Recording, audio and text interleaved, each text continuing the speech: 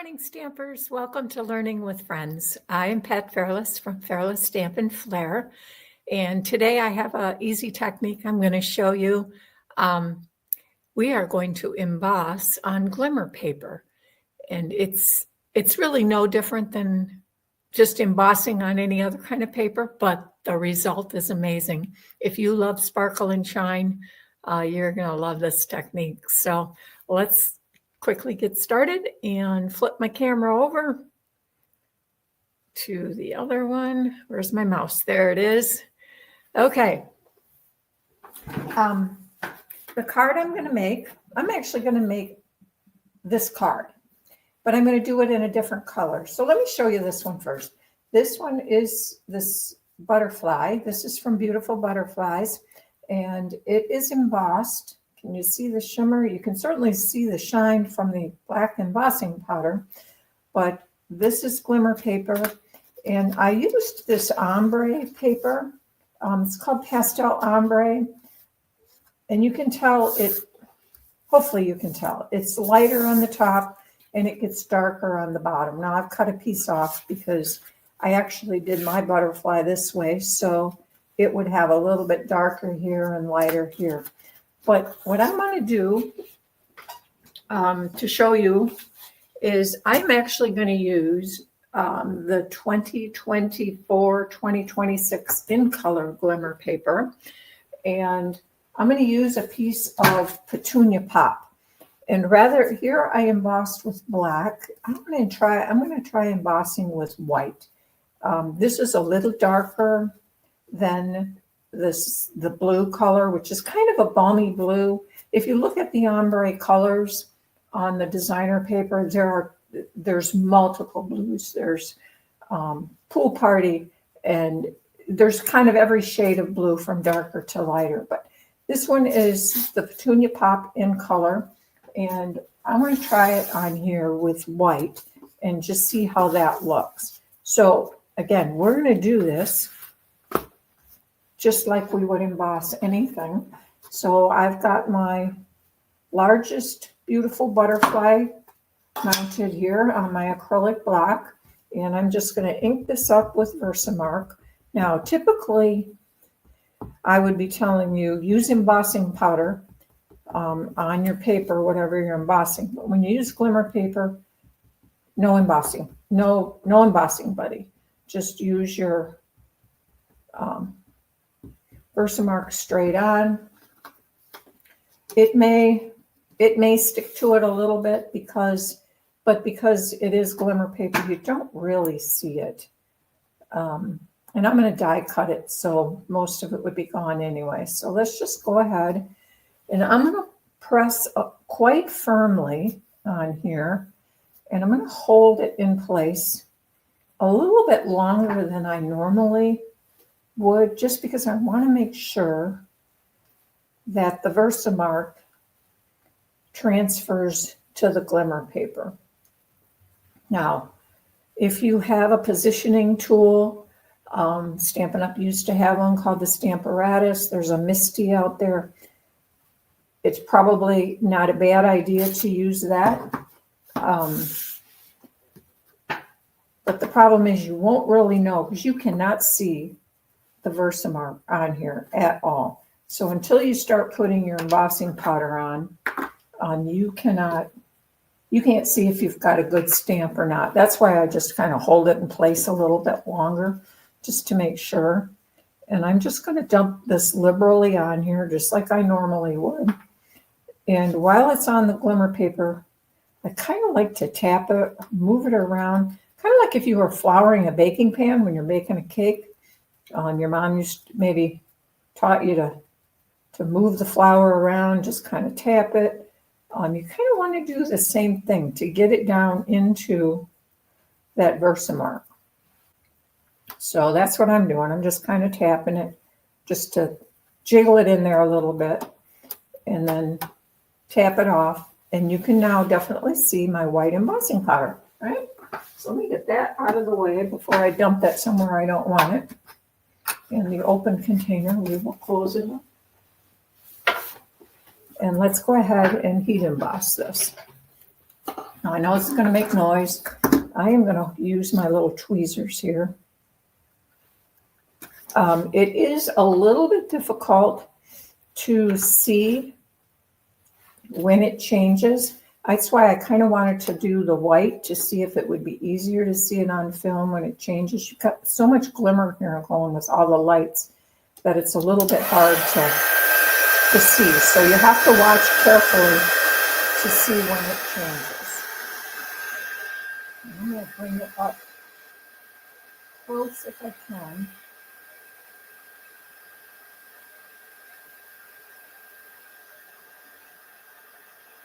And I'm trying to watch for when it turns shiny. Like I said, it's not real easy to see.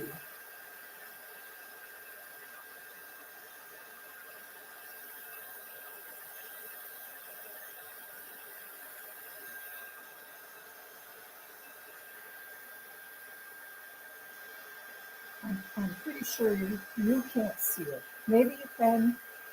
I can barely see if it's getting shiny because there's just so much shine in in the glitter.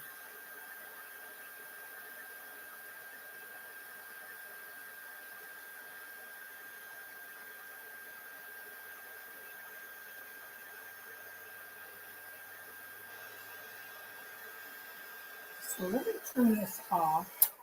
And I am probably going to need to bring it up close to me and tip it in the light a little bit to see if I can tell. You can also touch it carefully to make sure it doesn't, if it doesn't smudge, then it's probably done. It doesn't take any longer on the glimmer paper. It's just really hard to see. So there you go. It feels like it's pretty well cooked. And I like that white on there. I think I might like the white even better than the black. I don't know. So let me get my heat tool out of the way and let's go ahead and bring in my Stampin' Cut and Emboss and let's die cut it quickly. And I know my camera is very close to this. I kind of moved it in close because I wanted to make sure you could see it. And let's go ahead. I probably should have brought some washi tape or some kind of tape to hold this in place, but of course I didn't. A lot of times I think of things I should have done once when I'm, just like when you're making something, not on camera, it's like, oh, I need to go get this. But when you're on camera, it's a little more difficult to go run and get it. Because it may not always be super handy. So we might not get this centered on here perfectly, but it looks pretty good. So let's go ahead and stick this on, bring it down as straight as I can so it doesn't move.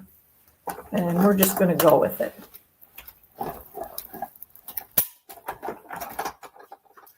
And again, this is from Beautiful Butterflies stamp set.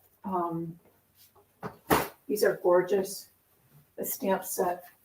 This is the stamp set that I used. I used the large butterfly. This also comes with dies for the smaller butterflies and some additional butterflies that give you some detail, a couple sentiment stamps, and it also comes with this cool die that you can lay across the fold so that you have a butterfly card base, basically. So it's really fun stuff. And it is returning, so it is not on the discontinued list. So let's take a look at this. Oh yeah, that's pretty. Can you see the sparkle? I hope you can see the sparkle and shine. So let's go ahead. I picked some different colors of designer paper. It is still on here. I used Full of Life. And this one I should show you. I did some doodling around here and blackened some of these little spaces, which is a fun thing to do with this paper. And this was the inside of my card. We're going to do this one a little bit different. But I'm using paper from the same Full of Life. And I'm going to use this piece and this piece. And so that's what I cut my panels with. I kept it simple. I did not put mats on these. So I thought I would just stick this on here. Something like that. Now, I'm going to take my bone folder. That's embossing on glimmer paper. There's nothing really special about it other than it's on glimmer paper. You use the same process, but don't use your embossing buddy because you don't want that talcum powder all in your glimmer paper and takes away your shine. So let's add some dimensionals behind here. Now, I've got a brand new pack of dimensionals that I have not scribbled on yet. So I'm going to scribble on them. So if you're wondering why, I like to do this because then I know if I pulled my backing off. I don't know about you, but more times than I can remember before I learned this trick, I'd miss the backing on one of them. And by the time you got everything glued down, you'd figured out, why isn't this sticking? And then you realized you missed removing a backing. So if I do this, I can now very easily see that I still have my backing on there. When they're white, not necessarily so easy to see. And I'm going to keep my dimensionals just here in the center because I did curl this with my bone folder a little bit, as you can see, because I want my wings to kind of be up. It's just a little trick to add some dimension. Doesn't add any bulk, doesn't make your card any thicker for mailing. I often wonder, by the time it gets to the people, is it still curved? Hopefully, but who knows, maybe not. But it looked pretty when it left my house. So there we go. And I am going to, I know it's April 17th and Easter is on Sunday. And you're probably thinking, why is she still making Easter cards? Well, I am recording this a little bit early. So it'll get there in time for Easter. And I'm going to pick out one little one here. Do I have a little one? Just to make sure this sticks good.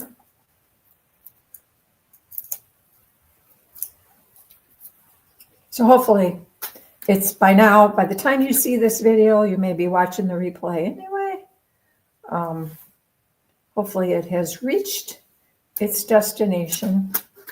I thought butterflies worked okay for an Easter card. They're kind of like a sign of renewed life, right? When they come out of their cocoon, and that's kind of what we Christians celebrate at Easter, is a renewed life in Jesus. So now I need a little bling, and I have these druzy adhesive backed embellishments, which are so pretty. I don't know if they're still available. If they're not, I'm so sorry, but they sparkle. And I've had them for probably at least a couple months and kind of forgot I had them, and they were filed in the wrong place. So I have a lot left, and I love them. There's gold ones and clear, basically. So that just adds a little bit of bling.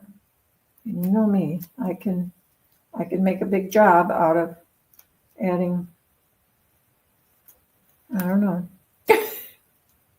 I don't know why. I'll get them positioned and then I'm like, oh, I don't like where those are. I'm going to move them around. So I never push them down too hard until I'm happy with where I stuck them. All right. No, that's straight across. That doesn't look good. It's got to be triangular. So we'll bring it down low. Or maybe I could put it up here. Okay, let's put it up there. All right, enough of that, Pat. And then on the inside, I did complete that, so you don't have to watch me do that. I, again, used my favorite Easter stamp that's long, long since retired. Added a little strip of glimmer paper, piece of the DSP from this side, and there we go. So here's here's our 2 butterfly cards. And stick around, I got 2 more to show you. Which one do you like best? Which color? Do you like the Petunia Pop or the blues? Which one's your favorite? I don't know. I like them both, but I got to tell you, I'm really liking this Petunia Pop with the white on it. Really, really, really pretty in person. So let me show you the other 2 cards. I have a card, Arched Wishes, and this one I think will be on my website tomorrow, on Friday. So there will be a tutorial for it there. Here I stamped the balloon 3 times on 3 different colors of that same end color. I've got Peach Pie, Summer Splash, and Pretty in Pink. Aren't those balloons pretty? And it is just embossed with black. I really do like the black embossing, especially on a line image like this. It just, because you can't really stamp on here with black memento and have it turn out good. So the embossing looks really pretty for some sparkly balloons. And then this is made with the Arched Wishes stamp set and the Everyday Arches dies. And I made it into kind of like an accordion fold, Everyday Skies Designer Series paper. And here you can see I used the same colors as the balloons for some streamers and a little bit of confetti. So there will be a tutorial tomorrow on my website, fearlessstampandflair.com, to see that. And just as a reminder, this bundle is part of the Everyday Wishes bundle, which has different stamp sets, but the dies are part of that bundle, the Everyday Wishes dies, and there's multiple sizes here, but here it has a little bit different stamp sets or sentiments that are meant to go with the arches. But I really like this one. I think this one makes great birthday cards, right? So that is that one. And then the next card I made with Gallery Blooms, which is a new stamp set that will be available in the annual catalog. I made a card with that last week using this flower down here. And this week I used this larger one. So, and I used the frame dies for this one. The frame dies that come in this die bundle cuts 2 frames at a time. And I used the larger one to frame my flowers. And here I also used, this is Peach Pie Glimmer paper. And I used white embossing powder for this one as well.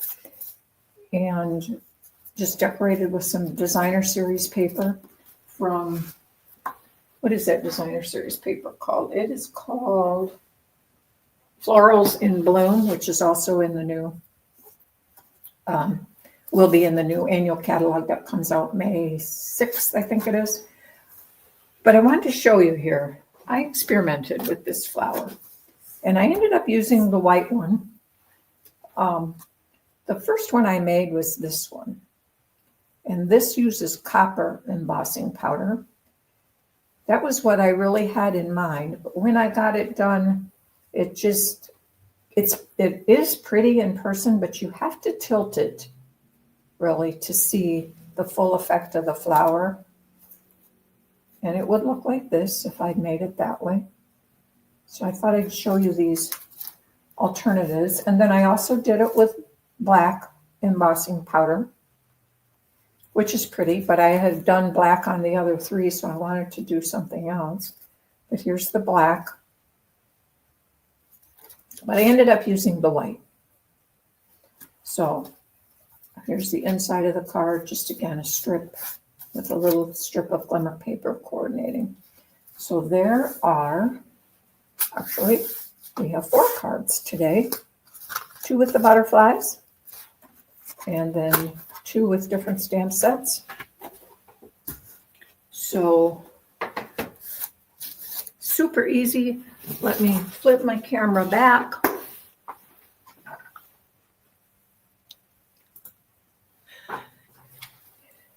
doesn't get much easier than that. If you like embossing, heat embossing, don't be afraid to try it on different kinds of paper, I guess is the message.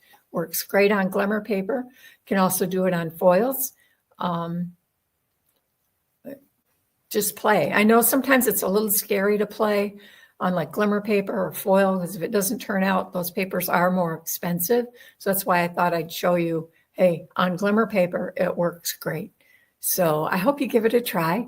Let me know what you think if you tried it. I'd love to hear your thoughts. And if you have any questions, please leave a comment in the below, and I will do my best to answer your questions. And we will see you next week with something else. What's next week? Next week is Fun Folds, I think. Is it the last Friday of the month already? I think so. Check my calendar.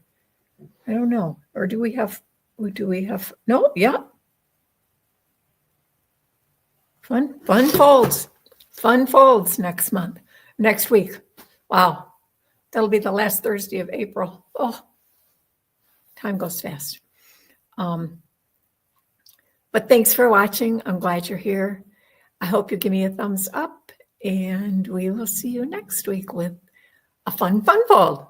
Have a great one. Bye-bye. God bless.